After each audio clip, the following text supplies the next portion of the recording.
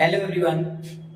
Class 9th में आपको physics के लेक्चर दे रहे हैं, जिसमें हम आपको मोशन चैप्टर के बारे में बता रहे थे और आपको पहले वीडियो में मोशन, फिर डिस्प्लेसमेंट, फिर वेलोसिटी एंड एक्सेलरेशन, ऐसी कई छोटी छोटी चीजों के बारे में जानकारी दे दिया।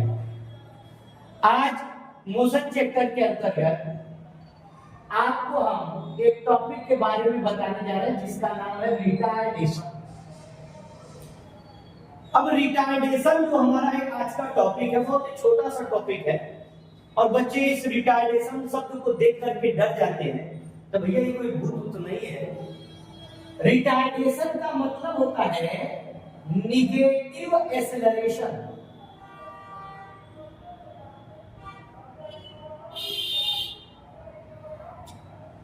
अगर कल आप पढ़े थे एक्सेलरेशन होता है ए change in velocity upon time. Acceleration का मैंने पढ़ाया था आपको, वेलोसिटी में होने वाला चेंज अपॉन टाइम। अगर इस एक्सेलरेशन की वैल्यू माइनस में आने लगे, आप कुछ ऐसा करें कि ये जो एक्सेलरेशन निकल रहा है, इस एक्सेलरेशन की वैल्यू अगर निगेटिव आने लगे, तो जब भी एक्सेलरेशन निगेटिव आएगा तो उसी को आपको हम लोग क्या कहते हैं? रिटार्डेशन कहते हैं। क्या कहते हैं? रिटार्डेशन। इसका डेफिनेशन भी यही है कि the negative acceleration is called retardation. Acceleration का minus value, negative value retardation कहलाता है। अब दिक्कत ये सर होता क्या है? ये तो चलो एक डेफिनेशन हो गया कि एक्सेलरेशन का निगेटिव वैल्यू रिटार्डेशन कहलाता है। अब बात आती है कि सर होता क्या है, एक्चुअल में ये होता क्या है? तो अगर मैं आपको बताऊं तो कल मैंने कहा था ना, एक्सेलरेटर जब आप लेते हैं तो स्पीड बढ़ती है और रिटार्डेशन होता है तो स्पीड घटती है। मतलब एक्सेलरेशन में स्पीड बढ़ने को एक्सेलरेशन कह दिया गया और उसी स्पीड को घटने की जो वैल्यू है उसी को हम लोगों ने क्या कह दिया? रिटार्डेशन। जैसे आप अगर बाइक चला रहे हैं, सॉरी ये तो चार पहिया हो गया, तो अगर मान लीजिए चार पहिया आप चला रहे हैं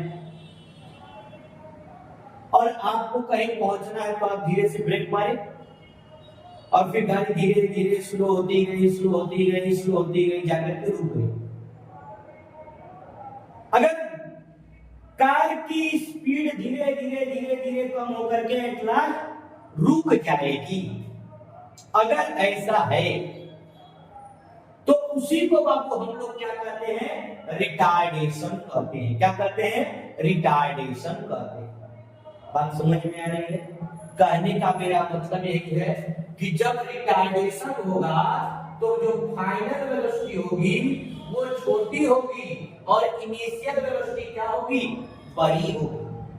हम लोग शुरुआत ज्यादा वेलोसिटी से करेंगे और खत्म कम वेलोसिटी पे करेंगे। बात क्लियर है? इसका भी यूनिट वही होगा, मीटर पर सेकंड स्क्वायर।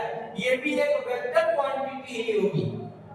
लेकिन जब हम लोग रिटार्डेशन के बारे में बात करेंगे तो आपको हम बताएंगे कि रिटार्डेशन एक वैल्यू होती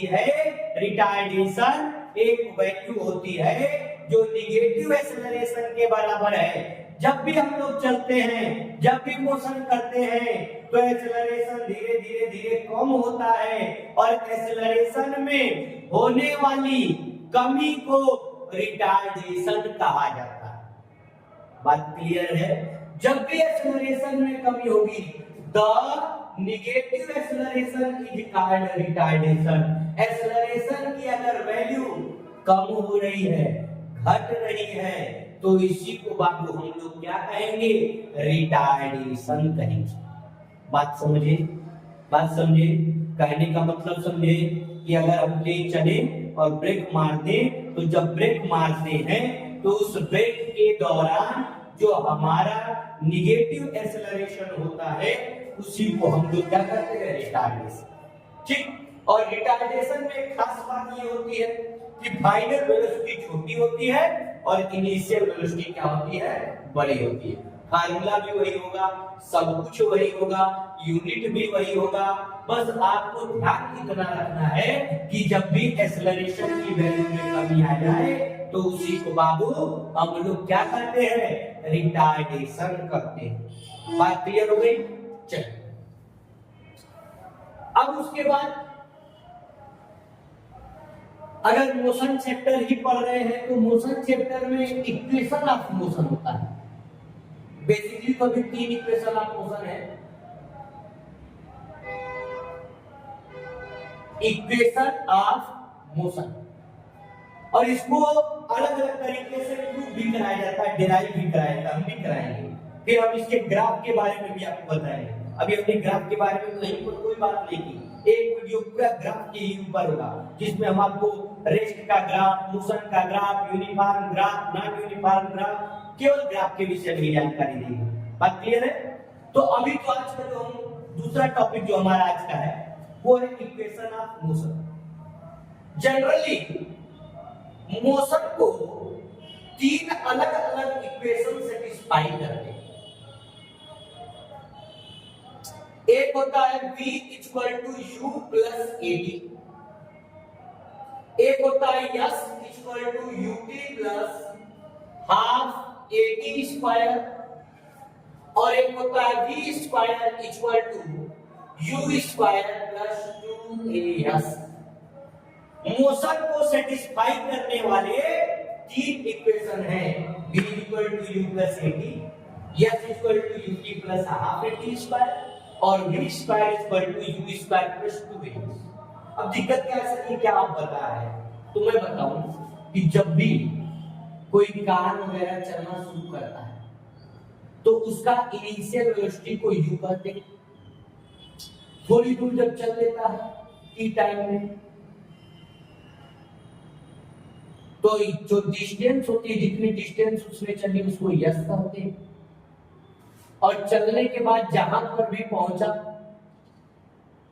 उस समय जो वेलोसिटी होगी उसे v कहेंगे, और एक्सेलरेशन को a कहेंगे। हम लोग लिखते भी हैं कि let us consider a car travel with u after time t, acceleration a and distance s, its final velocity b। हमने माना कि हमारे पास एक कार है, u की वेलोसिटी से हमने स्टार्ट किया, थोड़ी देर बाद टाइम t समय बाद उसकी एक्सेलरेशन a हो गया और उसने यस डिस्टेंस ट्रेवल किया। कितनी डिस्टेंस? यस डिस्टेंस, और फाइनल वेलोसिटी v हो गई। तो इस कंडीशन पे 3 इक्वेशन सेटिस्फाई होते हैं। v equal to u plus at, आपको नहीं पता, आपको इसको लर्न करना है। और मैं अभी एक एक इक्वेशन, ये जितने भी इक्वेशन है मेरे पास 3 मेथड है प्रूफ करने के। एक मेथड को कहते हैं न्यूमेरिकल मेथड, एक को कहते हैं ग्राफिकल मेथड, और एक को कहते हैं कैलकुलस मेथड। इन 3 मेथड से मैं इसको डिराइव करवाऊंगा आपको एक एक चीज। लेकिन हाँ, जिसमें मैं कैलकुलस मेथड 9th लेवल पर तो नहीं बताने वाला, कैलकुलस मेथड का डेरिवेशन 11th लेवल पे, लेकिन ये दोनों डेरिवेशन मैं आपको 9th लेवल पे बताऊंगा।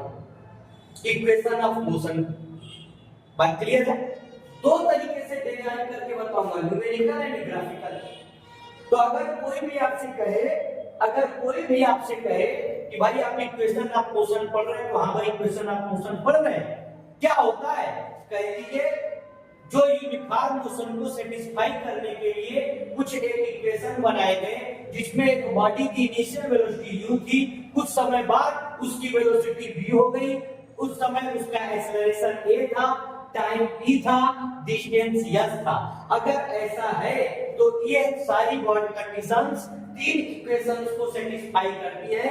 एक होता है v equal to u plus 18, s equal to ut plus half at square और v square equal to u square plus 2as।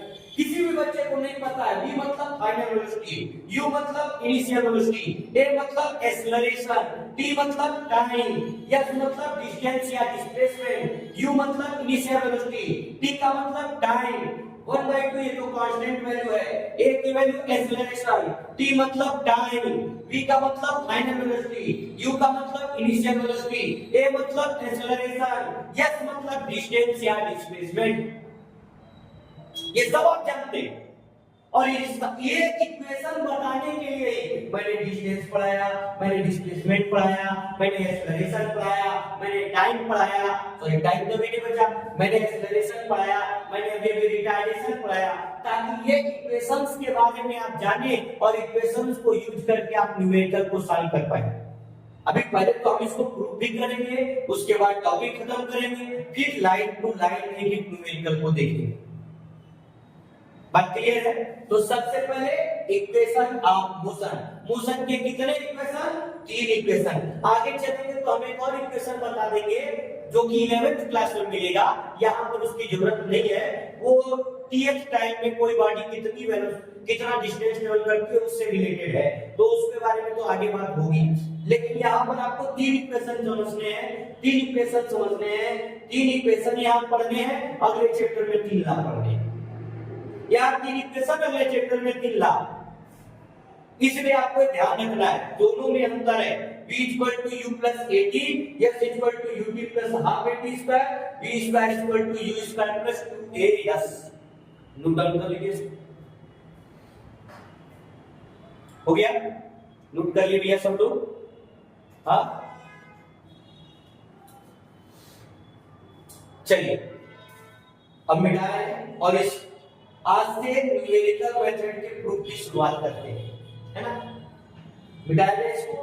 चलिए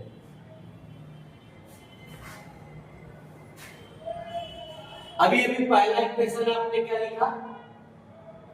v equal to u plus 18। इसको हम लोग आज न्यूमेरिकली प्रूफ करेंगे। कैसे प्रूफ होगा? पहले तो ये जब भी इसका प्रूफ करने के बाद तो ये कंडीशन आप ऐसे लिखेंगे, let us consider a car travel with velocity u after time t its acceleration and distance s final velocity v। जैसे लिखा वैसे ही लिखेंगे, ठीक?